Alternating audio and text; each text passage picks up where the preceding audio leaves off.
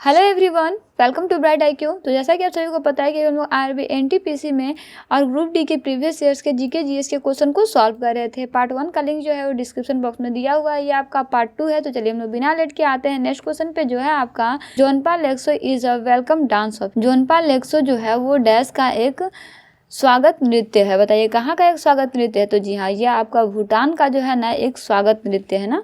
वही next question है आपके पास कि बांधवगढ़ टाइगर रिजर्व डैश राज्य में स्थित है, यानी Bandhavgarh tiger reserve is located in state. बताइए किस स्टेट में है? तो जी हाँ, अगर हम लोग बांधवगढ़ की बात करते हैं ना तो याद रखिए कि बांधवगढ़ जो है ना वो आपका मध्य प्रदेश में स्थित है। कहाँ है? मध्य प्रदेश में स्थित है। बताइए इसके अलावा अगर हम लोग बात करते हैं मध्य प्रदेश की, तो यहाँ पे आपका कान्हा है, माधव है, बांधव है, सतपुड़ा है, वन है, पेंच है, पन्ना है और संजय है ना, और कुम्हा भी यहीं पे है। वहीं अगर हम लोग राजस्थान की बात करते हैं तो राजस्थान में आपका केवला देव है और सरिस्का नेशनल पार्क है, घरना नेशनल पार्क है, दर्रा नेशनल पार्क है, डिसर्ट नेशनल पार्क है। इसके अलावा आपका रणथंभौर नेशनल पार्क भी जो है वो आपका यहीं पे स्थित है ना। उत्तराखंड में कौन कौन सा है? तो जी हाँ, वो उत्तराखंड में आपका नंदा देवी है, गंगोत्री है और जिम कॉर्बेट है और आपका फूलों की घाटी है। याद रखिएगा, ये सारा क्वेश्चन जो है आपका एग्जाम पॉइंट ऑफ व्यू से बहुत ही इंपॉर्टेंट है। चलिए वहीं आगे बढ़ते हैं। इसका नेक्स्ट क्वेश्चन है आपके पास कि a tiger reserve of Karnataka is home to the largest number of Asian elephants, यानी कर्नाटक का बाघ अभ्यारण्य सबसे बड़ी संख्या में एशियाई हाथियों का घर है। बताइए कहाँ पे है? तो जी हाँ, अगर हम लोग इसकी बात करते हैं तो वह है आपका नागरहोल बाघ अभ्यारण्य ने। ये आपका इसका ऑप्शन ए जो है करेक्ट आंसर हो जाएगा ना। चलिए वही नेक्स्ट क्वेश्चन है आपके पास। A truth love and a little malice is the autobiography of whom, यानी truth love and a little malice जो है वो किसकी आत्मकथा है? तो जी हाँ, ये आपकी जिसकी आत्मकथा है वो है आपके सुखवंत सिंह। या आपका सुखवंत सिंह की जो है ना वो आत्मकथा है, याद रखिएगा ना। Kathasaritsagara a literary work was originally composed in which of the following languages, यानी कथा सरित सागर एक साहित्यिक कृति मूल रूप से निम्नलिखित में से किस भाषा में रची गई थी? बताइए किस भाषा में रची गई थी? तो जी हाँ, अगर हम लोग इसकी बात करते हैं तो याद रखिएगा कि ये आपका जो है ना संस्कृत भाषा में रची गई थी। चलिए आगे बढ़ते हैं। इसका नेक्स्ट क्वेश्चन है आपके पास। According to the Indian census 2011 which of the following states had a total population of less than 10 lakhs, यानी भारत की जनगणना 2011 के अनुसार निम्नलिखित में से किस राज्य की कुल जनसंख्या जो है वो 10 लाख से कम थी? तो जी हाँ, वो आपका सिक्किम था। सिक्किम की जनसंख्या जो थी वो आपका 10 लाख से कम थी। वही नेक्स्ट क्वेश्चन है आपके पास कि which census slogan is our census our future, यानी किस जनगणना का नारा है हमारी जनगणना हमारा भविष्य? तो जी हाँ, याद रखिए कि ये आपका नारा जो है ना वो आपका 2011 का नारा था ना। वहीं अगर हम लोग स्वतंत्र भारत में अगर बात करते हैं तो स्वतंत्र भारत में ये आपका 7वां जनगणना था। 2011 का जनगणना कौन सा जनगणना था? तो ये आपका 7वां जनगणना था। अगर हम लोग बात करते हैं टोटल जनगणना की कि टोटल हमारे देश में जो है वो कितने जनगणना अब तक हुए हैं, तो वो है आपके टोटल 15 जनगणना जो है वो हुए हैं ना।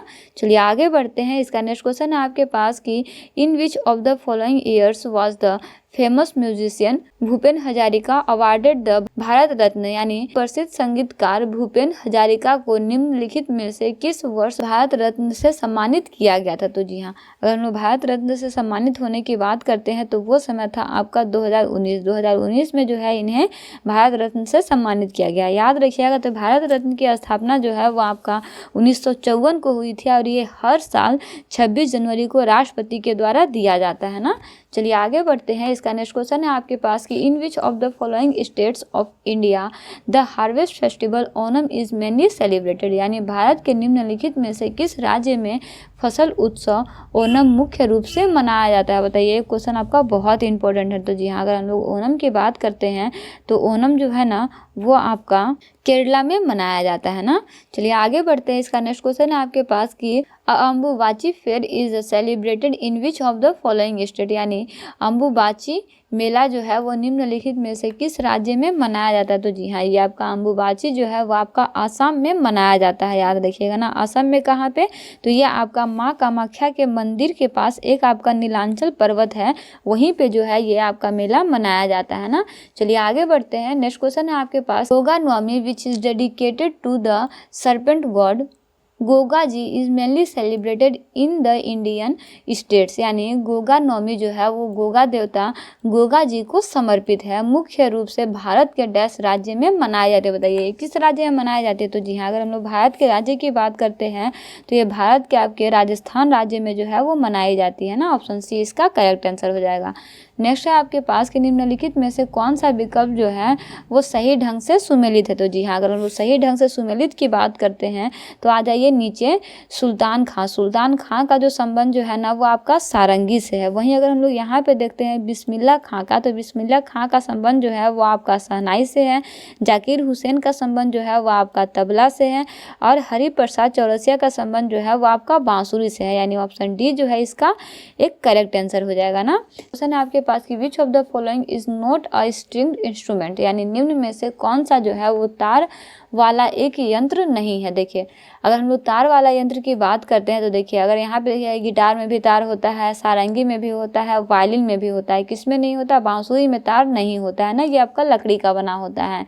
चलिए नेक्स्ट क्वेश्चन आपके पास कि which of the following rivers meet the Chambal river from the south, यानी निम्नलिखित में से कौन सी नदी जो है वो चंबल नदी से मिलती है? तो देखिए चंबल नदी से मिलने वाली अगर हम लोग नदी की बात करते हैं तो वो नदी आपका है यमुना नदी ना। यमुना नदी जो है वो आपका उत्तराखंड के उत्तरकाशी से जो है वो निकलती है ना। वही नेक्स्ट क्वेश्चन है आपके पास कि what is the name of the highest peak of the eastern Ghats, यानी पूर्वी घाट की सबसे ऊंची चोटी का क्या नाम है? तो देखिए पूर्वी घाट की सबसे ऊंची चोटी की बात करते हैं तो यह आपका महेंद्रगिरी है। क्या है? महेंद्रगिरी है ना। वहीं आगे बढ़ते इसका नेक्स्ट क्वेश्चन है आपके पास कि Somashila dam is build on which river in India, यानी सोमशिला बांध जो है वो भारत के किस नदी पर बनाया गया है? तो जी हाँ, अगर हम लोग सोमशिला बांध की बात करते हैं तो यह आपका जो है ना वो पन्नार नदी पर बनाया गया है ना।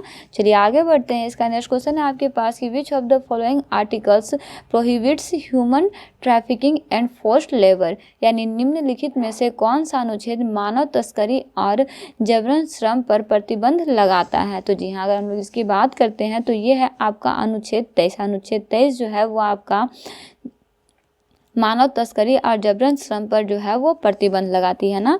चलिए आगे बढ़ते हैं। इसका नेक्स्ट क्वेश्चन है आपके पास कि in which part of the constitution will you find the 6 broad categories of fundamental rights, यानी संविधान के किस भाग में आप मौलिक अधिकारों के 6 व्यापक श्रेणी को पाएंगे? तो जी हाँ, अगर हम लोग इसमें भाग की बात करते हैं तो वो है आपका भाग 3। इसे हम लोग भाग 3 में पाएंगे, यानी पार्ट 3 में ये आपका होगा। वहीं आर्टिकल की बात करते हैं तो यह आपका आर्टिकल जो है वो 12 से लेके 25 तक के आर्टिकल में इसे पाया जाता है ना।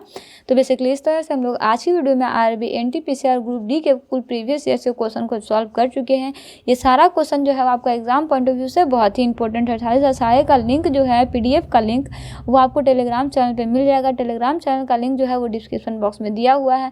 सारे क्वेश्चन को कॉन्सेप्ट के अकॉर्डिंग स्टडी करते रहिए। क्वेश्चन में कोई भी प्रॉब्लम हो, कोई रिलेवेंट कंटेंट चाहिए तो प्लीज़ कमेंट बॉक्स में कमेंट जरूर कीजिएगा।